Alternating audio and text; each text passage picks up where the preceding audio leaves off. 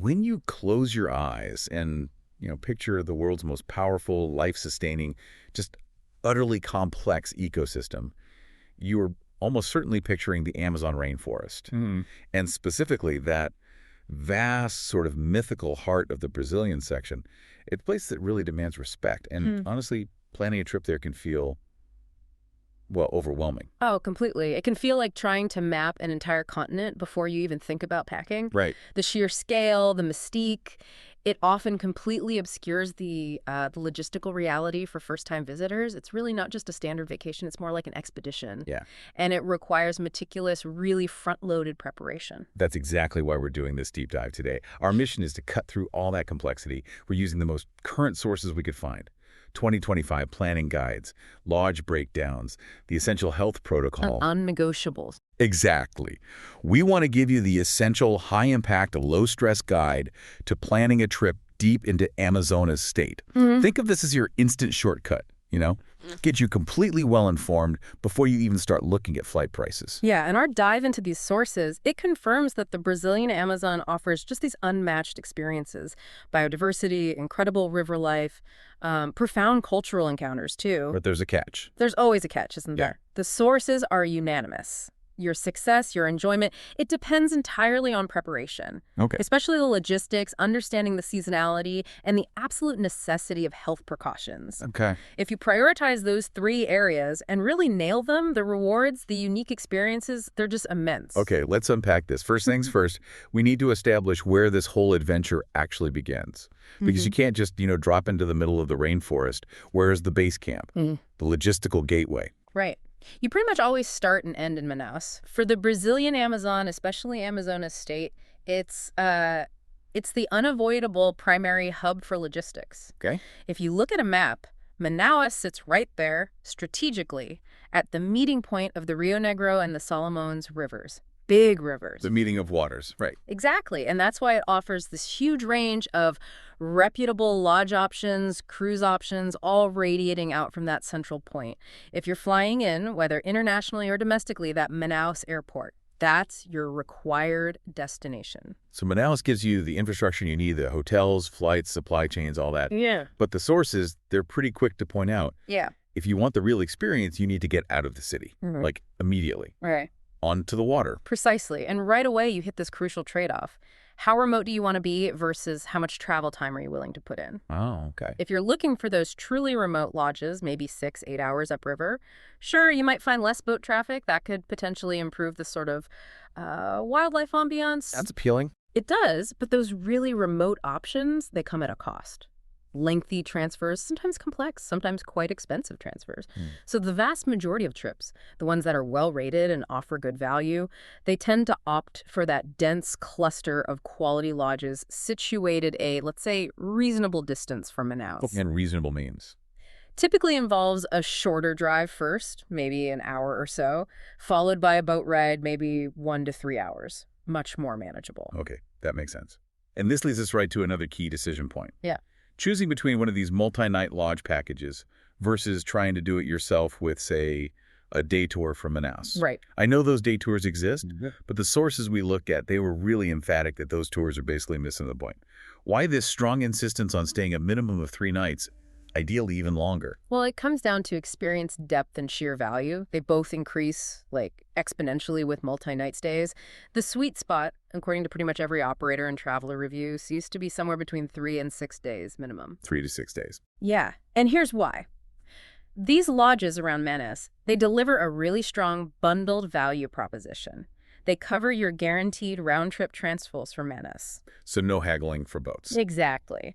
All your meals, what we call full board, and all your essential guided excursions are included. You basically don't have to worry about finding reliable transport or decent food once you're out there, deep in the jungle. Okay, I get the bundle value part. That's clear. But let's talk about the biological reason why the length of stay matters so much.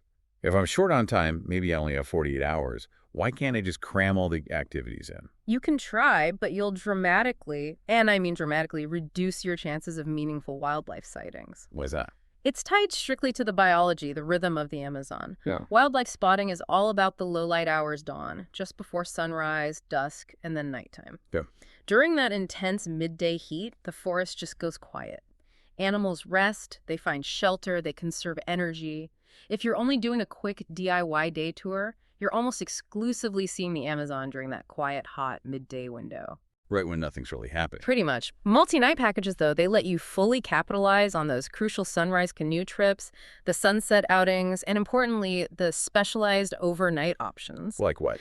Like night spotlighting for caimans, or maybe even observing nocturnal mammals if you're lucky. A short stay just compresses everything and guarantees you miss the absolute best viewing times. So you're basically buying access to the prime wildlife hours, not just a bed for the night. That's a great way to put it. You're buying access. Okay, makes total sense. Yeah. So let's talk brass tacks then, cost. If we're aiming for that mid-range, which usually seems to offer the best balance of comfort, value, guiding quality, what do these bundled packages typically look like for, say, 2025? The pricing structure is actually remarkably consistent across the reputable, ethically run places near Manaus. For 2025, typical mid-range packages seem to run roughly $550 up to maybe $1,300 plus per person. Okay. And that range, that variance, depends almost entirely on the comfort level you want, the guide-to-guest ratio, and of course the duration of your stay. That's quite a wide range, though, $550 to over $1,300. If I see two packages, both listed as 4 days, 3 nights, how do I figure out why one costs so much more than the other? What am I actually paying the extra for? Good question. That difference often dictates the level of, let's say, immersion and, frankly, luxury. Let's break it down a bit. A standard sort of representative lodge might show rates starting around $565 per person for a 4-day, 3-night stay. That's probably in a standard double room. Okay, basic. Right. That package typically includes basic cabins, probably fan-cooled.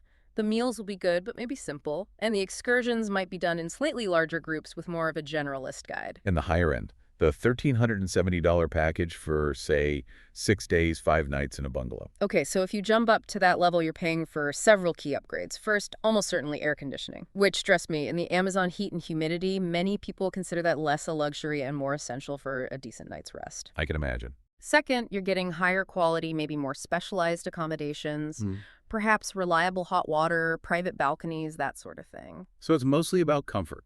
Or is there an experiential difference, too, that justifies paying double or more per day? Oh, absolutely. Experientially, that extra cost often buys you exclusivity and specialization. The, say, $1,300-ish package often includes much smaller guide-to-guest ratios. Sometimes you might even get a private guide just for your party. Plus, access to higher quality equipment, think quieter electric motors for the canoes, which makes a big difference for sneaking up on wildlife, reduces noise pollution. That makes sense. Less disruption. Exactly. And beyond that, the highest tier packages usually involve more specialized culinary preparation. Yeah. They're better at handling complex dietary needs, and sometimes, importantly, they have a demonstrated commitment to sustainability certifications. Training. Meaning more of your money goes directly towards conservation efforts and supporting the local communities. So it's comfort, exclusivity, specialized guiding, and potentially a more sustainable footprint. Okay, that really clarifies the value insight. It's not just about counting the days or checking the room type listed online. Correct. When you're comparing packages, you absolutely have to look beyond the price tag and the room category. Ask, is the guiding specialized? What's the group size for excursions? And critically analyze the included transfers. How so? Well, a budget package might look cheap, but if it spends half a day just getting you to a subpar lodge, that cuts right into your precious wildlife viewing time. Whereas a quality package ensures those transfers are seamless, efficient, maximizing your time actually out on the water or in the forest, which, let's face it, is the whole point of the trip. Right. That investment in efficient logistics and better guiding, it translates directly into better sightings and a better overall experience. So paying a bit more to guarantee you maximize those crucial dawn and dusk hours and to get that specialized guiding, it's clearly the smarter move if you're genuinely serious about seeing the wildlife and understanding the ecosystem. Precisely. It's about value per experience, not just cost per night. Okay, so now we know where to aim for Manaus as the hub and how to book, focusing on those multi-night packages for real value. Now we need to tackle when to go. Because the Amazon isn't static, right? It doesn't just have a simple wet or dry season like some places. No. It seems to have two completely viable yet dramatically different experiences based entirely on the water level changes. And here's where it gets really interesting. This is arguably the single most important decision you make after you've picked your lodge, or at least the type of lodge experience you want. You are essentially trading off two entirely different sets of potential activities and sensory experiences. Okay. Whether you book during the high water season or the low water season fundamentally changes your access points to the forest and the river, and therefore it really impacts your wildlife viewing potential. All right, let's break it down. Let's start with the dry season, or maybe better called the low water season. The sources typically put this somewhere between June and November, roughly. What are the conditions like then, and what's the main advantage of going during this period? Okay, so conditions during the low water season, generally hotter, sometimes intensely hot, especially later in the season. Right. The key upside, though, is logistical ease for trekking. As the water recedes, it exposes huge sections of land. It opens up forest trails that were completely flooded just months before. So if your priority is trekking deep into the jungle, focusing on spotting large mammal tracks, learning about medicinal plants from your guide, really getting that dryland hiking experience, this is definitely the time to go. And does the lower water level benefit wildlife sightings too? I read something about that. Yes, it often does. When the rivers and tributaries drop, the aquatic life fish, caiman, and also the terrestrial mammals that rely on the water, they tend to concentrate near the remaining shrinking waterways. Makes sense. They have fewer places to go. Exactly. This concentration effect can dramatically increase the density of sightings along the riverbanks and the newly exposed beaches. You might see more capybara lounging, more caimans visible, maybe even tapirs coming down to drink more predictably. It increases your odds. Any other perks to low water? Well, you might find a marginal reduction in biting insects during the absolute height of the dry season, though honestly, you should always be prepared for insects in the Amazon, regardless of season. Don't count on that too much. Okay, fair enough. But you mentioned potential downsides too. There are serious caveats, right? Particularly late in the dry season, maybe October, November, December, especially if it's been a particularly dry year. Yes, that is the critical planning detail people need to be aware of. Extended dry spells, typically from October through December, can cause rivers to drop unusually low, way below average. And the problem with that is, If water levels fall too far, it can severely limit boat access in certain smaller channels and tributaries. These are often the very routes the lodges use for their daily excursions to get deeper into the ecosystem. okay, so your activities could actually be restricted. Absolutely. It might affect your ability to reach specific, maybe prime fishing spots or distant corners of the lodge's reserve. So travelers who are specifically targeting that late dry period, maybe October, November, they must confirm the current water level situation with their specific lodge operator before booking, or at least manage their expectations. Excessively low water can sometimes even restrict the types of boats that can operate safely. Good to know.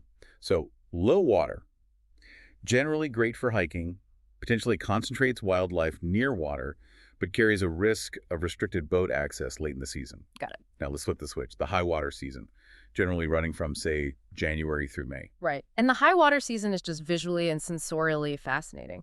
The water level in the Amazon basin can rise dramatically, sometimes 40 or even 50 feet in certain areas compared to the low water mark. It's incredible. This is the season that uniquely, exclusively, favors canoeing deep into the flooded forests. The Brazilians call them Igapó, the permanently black water flooded forests, and Várzea, the seasonally whitewater flooded forests. This is where you gain unparalleled silent access. Okay, paint a picture for me. What does that Igapó experience actually feel like for someone who's never imagined paddling through a forest? It's truly surreal. You are literally paddling your canoe among the tree canopies. The water level rises far above the normal forest floor, often completely submerging the hiking trails you might have used in the dry season, transforming them into these silent, narrow canals through the trees. Amazing. It's incredibly immersive, a very unique perspective. The entire forest ecosystem seems to kind of shift upwards into the mid-story of the trees. You might see fruit-eating fish swimming right where a monkey was standing just a few before. It's usually very quiet, almost like being in a natural cathedral. It's an experience the low water season simply cannot offer. That sounds incredible. But that amazing canoe access must come with a direct trade-off, right? An unavoidable limitation regarding the trekking we talked about. It absolutely does. It's the fundamental trade-off. While you gain this unbelievable access to the flooded forest interiors via canoe, you almost completely lose access to the established ground trails. High water limits hiking access considerably simply because many of those traditional jungle paths are underwater. Or just too muddy. Exactly. Or the exposed ground is so saturated and muddy that it becomes impassable or even unsafe. So, if your primary goal is to spend, say, 4 hours trekking deep into the jungle on foot, high water season is definitely the wrong choice for you. Okay, that's crystal clear. Now, thinking about planning and budget, hmm if I'm trying to find a sweet spot, maybe a blend of decent accessibility and potentially better value, where do the sources suggest I might aim my booking, timing-wise? Well, it's true that many travelers instinctively target July through December specifically because they prioritize that trekking access and the perceived concentration of wildlife near the water. Those tend to be peak months. Okay. However, to try and balance accessibility and maybe find slightly better pricing, the sources strongly suggest considering the shoulder months. Meaning? Specifically, maybe late May or June, as the water is just starting to drop significantly, or perhaps November, maybe early December, as the dry season is ending, but before the heavy rains fully kick in. And the benefit there. You often secure decent conditions, maybe even a bit of a mix of both worlds, some canoeing still possible, some trails starting to open up, and you might avoid the absolute peak season pricing you often find in July and August. It's worth investigating. Makes sense. Yeah. So if you had to boil down this whole seasonal choice, the most crucial decision point here, what is the absolute core trade-off the listener needs to lock into their mind? The core trade-off is fundamentally binary. You need to ask yourself, do I prioritize easy dryland hiking access, which absolutely requires the low water season, or do I prioritize that unique, unparalleled ability to canoe silently deep into the flooded forest, which absolutely requires the high water season? You can't really have both perfectly. Not really, no. You must align your expectations and, critically, the activities offered by your chosen lodge with the realities of the season you book. Don't book a trip in February dreaming of long, dry jungle hikes, because the trails will likely be underwater. And conversely, don't book in October hoping for extensive Igapo canoeing unless you've specifically confirmed that particular year had unusually high water levels persisting late, which is rare. Match your desire to the season. All right, planning the logistics like transfers and packages and nailing the timing based on water levels, that's one massive part of the puzzle. But health and safety preparation for an Amazon trip, that's totally non-negotiable. Absolutely non-negotiable. And let's be clear up front. This is the section where you must consult a professional travel clinic or your doctor. What we're providing here, based on the sources, is the vital starting checklist, the things that dictate your planning timeline. Okay, let's start with the big one, the critical requirement that often has a strict deadline. Yellow fever. Yes. Yellow fever vaccination is strongly recommended and, honestly, often treated as effectively required for any travel into Amazonas state and the surrounding areas within Brazil. Required how?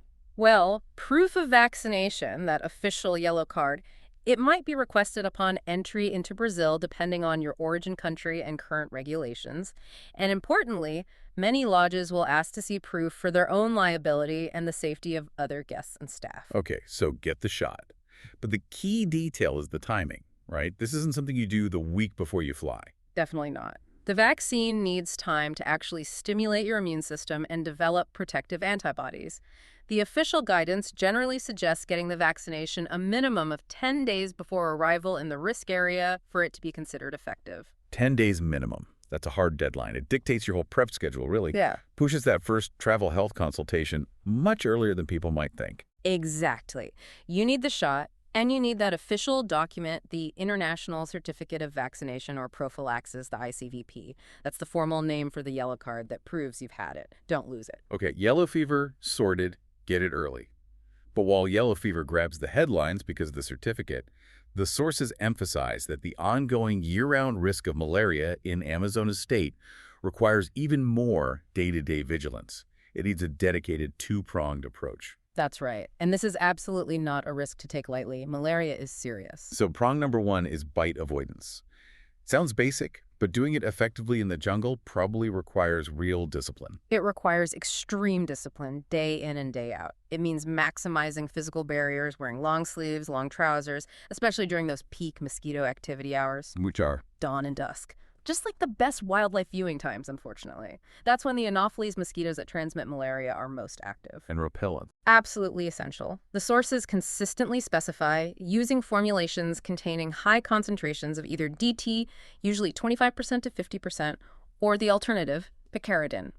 Apply it thoroughly to exposed skin. Any other practical tips for avoiding bites? Yes, actually. A helpful one is clothing color. Mosquitoes seem to be more attracted to dark colors. Really? Yeah, dark colors absorb more heat, which might be part of it. So the advice is to wear light-colored clothing.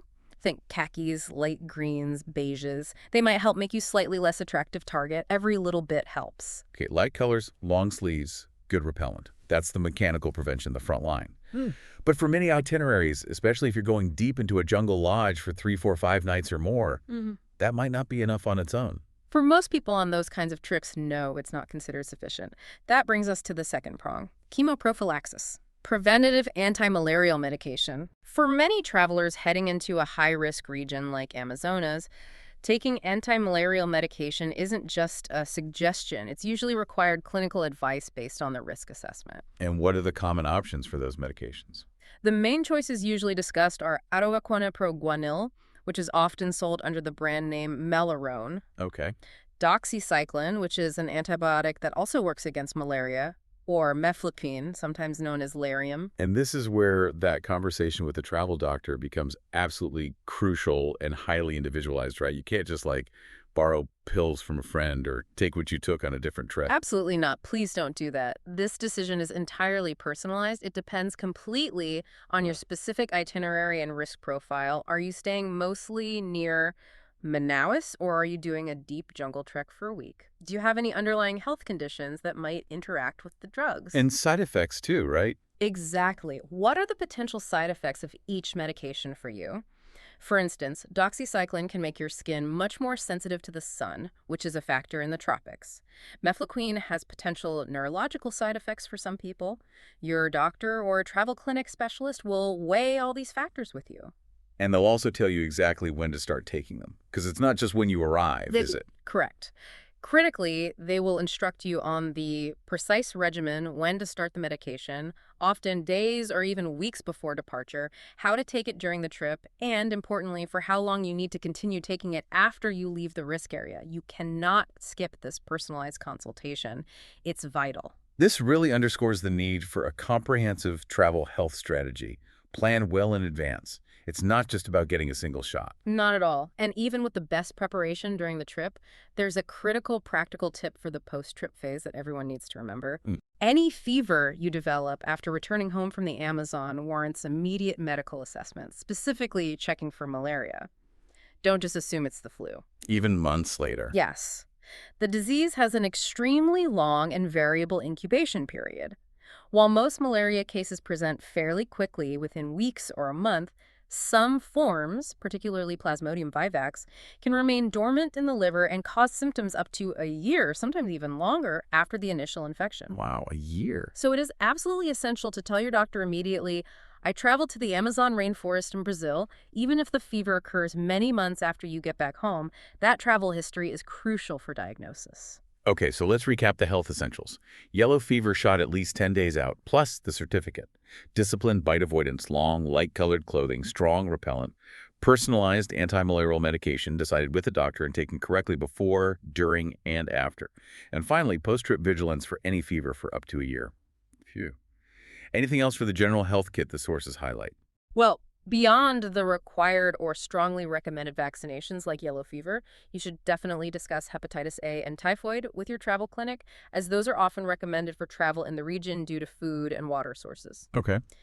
And if you're planning to go particularly remote, maybe beyond the standard Manaus-adjacent lodges we've been discussing, you really should have standby care plans for minor emergencies. Meaning a good first aid kit. A comprehensive first aid kit, including things like anti-diarrheal medication, strong pain relievers, good blister treatment, especially for potentially wet feet, hydrocortisone cream for inevitable insect bites and rashes, antiseptic wipes, bandages. And critically, make sure you have a full supply of any personal prescription medications you take regularly. Refills in the Amazon are basically impossible to get. Good point. Pack more than you think you'll need. Definitely. And the absolute final word on health. Always check the latest national travel health advisories, like from the CDC in the US or similar bodies elsewhere, right before you actually book your trip, and maybe even again just before you leave. Why the double check? Because guidance gets updated regularly. Recommendations can change based on current outbreaks, vaccine availability, or new information about risks in specific regions. What's advised in March might be slightly different by October. Stay current. Okay, we've done the hard yards, planned the logistics, figured out the timing, budgeted the cost, taken our shots, packed our pills. The planning mountain is climbed. Now, let's talk about the payoff. What does a typical 3 to 6 day experience inside one of these mid-range jungle lodges actually look and feel like on the ground? Right, the fun part. Well, the daily schedule is usually pretty rich, and it's very intentionally designed around the environment's natural rhythm. The whole point is to maximize your chances for encounters during those low-light, peak wildlife activity hours we talked about earlier. So, expect early mornings. Definitely expect early mornings, and sometimes late nights too. The sources confirm that days are generally highly structured to make the most of the time. It's not really a sleep until 10 a.m. kind of vacation. Walk us through a typical day's activity timeline. What are the sort of core standard excursions most packages include? Okay, a typical day often begins pre-dawn. You'll likely have those sunrise canoe outings. These often focus on bird watching toucans, macaws, kingfishers, and also spotting the unique pink river dolphins, the bodos, which are a major highlight for many visitors. Sometimes you'll look for giant water lilies too, the Victoria amazonica. Cool. What happens as the sun gets higher and hotter? As the heat builds, activities usually transition to guided jungle walks. Here, the guides, who are often incredibly knowledgeable local experts, sometimes from nearby river communities, they focus on explaining the local flora, pointing out fascinating medicinal plants, talking about the general ecology of the rainforest. They'll teach you how to identify animal tracks, maybe spot well-camouflaged insects or frogs. So education mixed with exploration. Exactly. Then, as the sun starts to dip again, the activity picks back up for the evening. What happens then? The dusk hours are often targeted for specific mammals that might be emerging, or for fishing. Piranha fishing is a very standard inclusion in most packages. Do you actually eat them? Sometimes. It's often more about the experience, the novelty of catching one, but yes, frequently they are cleaned and served up as part of dinner, maybe grilled or fried. They're quite bony, but tasty. Okay. And after dark? After dark, the star attraction is usually the night spotlighting for caimans. This excursion is typically done by canoe, in complete silence and almost total darkness, apart from the guide's powerful spotlight sweeping the riverbanks. Sounds kind of thrilling. It really is. You glide silently through the black water, and the guide is searching for that distinct red or orange reflection of the caiman's eyes just above the water surface. It creates a very unique, slightly spooky, but definitely memorable atmosphere. Now, the sources also mentioned an optional, more immersive experience, something about an overnight hammock camp. Tell us a bit more about that. Ah, yes, the jungle overnight. This is definitely for the more adventurous traveler, and it's often cited as the absolute highlight of the entire trip for those who do it. Many lodges offer this as an optional add-on, spending one night camping deep in the forest with a specialized survival guide. Camping how? Tents. Usually not tents. Typically, you're sleeping in a hammock strung between two trees protected by a mosquito net under a simple tarp shelter in case of rain. You help prepare a simple meal over a campfire. The focus is on total immersion in the sounds and sensations of the jungle at night. Wow. Sounds intense. It is. It provides this unparalleled sense of isolation in a good way and immersion. You hear every rustle, every call. It gives you a much deeper appreciation of the ecosystem's nocturnal life compared to sleeping back in a comfortable cabin. If you're up for it, it's highly recommended. Okay, good to know that option exists. Shifting back to logistics for a second. That bundled transfer package from Manaus must make arriving at the lodge so much simpler, right? Avoiding the stress of trying to hire independent boats or taxis. Oh, it simplifies everything enormously, provided your flights align properly with the lodge's schedule. What do you mean? Well, because you're relying on river transport from a certain port near Manaus out to the lodge check-ins and check-outs are tightly aligned with fixed boat departure schedules. They might only have 1 or 2 boat runs per day. Okay. And this is where a really great practical tip comes in. Travelers absolutely should verify the exact airport pickup windows or the boat departure times from Manus and check how they align with their flight arrival and departure times before booking flights. Why is that verification so critical? What happens if they don't line up? If you arrive on a flight that gets in too late for the last scheduled boat transfer of the day, or conversely, if your flight leaves very late and you arrive back in Manus from the lodge early in the morning with hours to kill, you might be forced into booking an extra, unexpected hotel night in Manaus at either end. Which adds cost and hassle. Exactly. It can potentially defeat some of the cost savings and convenience of the bundled logistics. So, call the lodge or your tour operator ahead of time, confirm those transfer schedules, and see if adjusting your flight time by maybe just an hour or two could save you the need for that extra city hotel stay. Plan the connections carefully. Smart tip. Okay, let's talk about the inevitable. Packing for this kind of unique environment. Beyond the basic clothes, what are the absolute non-negotiables people need to bring? The environment is defined by two things year-round: relentless heat and high humidity. That dictates your wardrobe choices completely. Number one, quick, dry, moisture-wicking fabrics are essential. Forget cotton. Forget heavy denim and cotton. They just soak up sweat and humidity, feel heavy, and can take literally days to dry out in the jungle air. You want lightweight synthetics or specific tropical weight wools that breathe and dry fast. Layers are good too. Any other clothing tips? Yes, consider treating your outer layer clothing. Maybe your hiking shirts and trousers with permethrin insecticide before you leave home. It's an effective way to get an extra layer of protection against ticks and mosquitoes right in the fabric itself. It lasts through several washes. Okay. What about footwear? What do you actually wear on your feet for jungle walks? Closed-toe shoes are an absolute must for any jungle walks. Protects your feet from insects, thorns, sharp objects. Now, many lodges actually provide tall rubber boots, sometimes called wellies. Should you use them? Yes, you absolutely should accept and use the lodge's boots for wet or muddy trails. They protect against moisture, deep mud, and offer some protection against snakes or other critters. But you should also bring your own personal, well-broken-in hiking shoes or trail runners for drier trails, or just for wearing around the lodge grounds for comfort. Don't rely only on the rubber boots. Got it. Anything else essential for the day pack? Definitely, a light rain shell or poncho tropical downpours can happen suddenly any time of year. A powerful headlamp, not just your phone's tiny light, is crucial for night activities and navigating around the lodge after dark. And absolutely critical, dry bags or waterproof sacks. For any sensitive camera gear, your phone, passport, extra batteries, binoculars. The humidity alone can be brutal on electronics, let alone rain or splashes from the canoe. Protect your gear religiously. Good advice. And a quick note on money.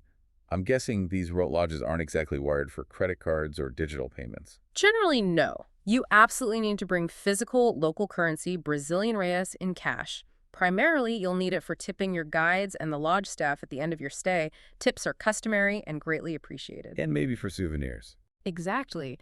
And for any local crafts you might want to purchase during visits to nearby riverine communities, which are often part of the itinerary, many of the lodges lack reliable ATMs, and their internet connectivity for processing credit cards can be limited, slow, or non-existent, often relying on satellite links. So plan ahead and get enough cash before you leave the relative infrastructure of Manaus. Don't get caught short. Okay, last point on the lodge experience, the midday strategy. You mentioned the intense heat. How does a smart traveler deal with that Amazonian heat and humidity to avoid just being completely wiped out by lunchtime? Yeah, that midday period, roughly from maybe 11 a.m. to 2 or 3 p.m., can be fiercely hot and humid. The number one recommendation is hydration. Drink way more water than you think you need, constantly. And number two is to embrace the siesta culture, essentially. Plan for midday rest. Just chill out. Pretty much. It's simply too hot for really effective, energetic movement during those peak sun hours. And as we noted, wildlife activity naturally dips then anyway. So use that time strategically. Rehydrate, maybe read a book in a hammock, socialize with other guests, perhaps attend one of the educational lectures on ecology or local culture that some lodges offer. Conserve energy for when it matters. Exactly. Managing your energy wisely ensures you're fresh, alert, and ready to go for the much more productive dusk and night outings, rather than suffering from heat exhaustion just when the real action starts happening again. Pacing yourself is key. Okay, so if we try to synthesize everything we've covered, the logistics of Manaus, the value of packages, the critical cost factors, the huge importance of seasonal timing, and all the health prep, the key choice really does keep coming back to that fundamental seasonal trade-off. High water versus low water. Right. We have to reiterate the caution from the sources. You absolutely must select a lodge and a season that are suited to the activities you most want to do. Remember, low water restricts some boat access in smaller channels, but opens up hiking, while high water limits hiking severely, but unlocks that incredible flooded forest canoeing. You need to be honest about your priorities. Exactly. Your success and satisfaction hinge entirely on aligning your expectations with the realities of the ecosystem during your chosen dates. Are you primarily there for deep jungle trekking or for silent deep water canoeing? Pick the season that supports your main goal. And the sources also drew a really clear line in the sand between those cheap, often rushed day tours from Manus and the genuine quality you get from committing to a multi-night lodge stay. Oh, absolutely. It was a consistent theme. The cheaper day tours, they often seem to prioritize just checking the box, a hurried photo op with maybe a captive animal, a very brief, superficial community visit. They're often focused on hitting easily accessible spots close to the city, Lacking depth. completely lacking depth. The multi-night programs, by contrast, even the standard mid-range ones, offer much richer wildlife encounters simply because you're there for the prime viewing hours. They offer deeper guided immersion because the guides have time to take you further, explain more, and they allow for more meaningful cultural context, perhaps spending quality time visiting riverine communities away from the main tourist drag. That longer commitment just pays off hugely in genuine experiential richness. Okay, so let's bring it all together. What does this all mean for someone listening? We've talked about a likely minimum price range starting around $550, but going up significantly, a minimum time commitment of 3 to 6 days being ideal, and these really strict health protocols, Yeah. including that 10-day vaccine deadline. It's a significant undertaking. Is the Brazilian Amazon ultimately worth all that effort and investment? Based on the sources, the answer is an unequivocal yes, but with a condition. The Brazilian Amazon is absolutely worth the investment for a specific type of traveler, the nature-first traveler. Someone who is genuinely willing to invest that minimum time, 3 to 6 days, and who is absolutely committed to following the strict, personalized health protocols we outlined. It's an investment, yes, but the return is access to unparalleled biodiversity. And it feels like that combination of factors, the specialized sunrise and dusk wildlife viewing you only get on longer stays, the immersion in that unique river life, the guaranteed professional guided access that comes with the packages, it justifies those mid-range costs we discussed. It's definitely not a budget beach holiday, Not even close. but it delivers these rare, truly high-impact experiences, things that can fundamentally change your perspective on the natural world, I imagine. That's exactly the sense you get from the reports. So the final verdict seems clear. If you pair the right season for your interests, whether that's low water for trekking or high water for that Igapo access, with a reputable, decent quality lodge, and you do the proper early health preparation, the result is an almost unmatched experience to cost ratio for adventurous mid-range travelers. It's a solid investment in an experience you genuinely cannot replicate anywhere else on Earth. So, just to wrap up, remember the key takeaway: the success of your Amazon adventure really hinges on that upfront commitment. A commitment to understanding the logistics, a commitment to timing your trip correctly based on the all-important water level, and maybe most importantly, that serious commitment to your health, getting the yellow fever shot well ahead of that 10-day deadline, sorting out your personalized anti-malarial plan with a doctor way in advance. Preparation is everything. And actually, that commitment to timing, to choosing your season, raises one last fascinating, maybe provocative thought for you, the listener, to consider as you start finalizing your own plans. We know these lodge excursions often include really valuable visits to local riverine communities, people whose entire daily routines, their fishing, their travel, their agriculture, it's all completely dictated by the specific water levels throughout the year. It shapes their whole lives. So think about this. How does choosing a season based primarily on your recreational preference, say you want better hiking access in low water versus wanting better canoeing access in high water, how does that choice fundamentally alter the type of encounter you have, not just with the wildlife, but with the people who call the Amazon home year-round? Does low water, which creates those exposed river beaches, maybe allowing for easier landings, offer a more casual, perhaps more grounded interaction? There's high water. Right. Or does high water, which might force more of a canoe-to-canoe or canoe-to-stilt-house encounter, create a more intimate, maybe fleeting, but entirely different kind of connection? It really raises that subtle question of accessibility versus true immersion and how our travel choices impact not just what we see, but how we connect with the place and its people. That's a really interesting angle. Sure. Definitely something to mull over as you start your planning. Keep digging into new knowledge, everyone, and we'll catch you on the next Deep Dive.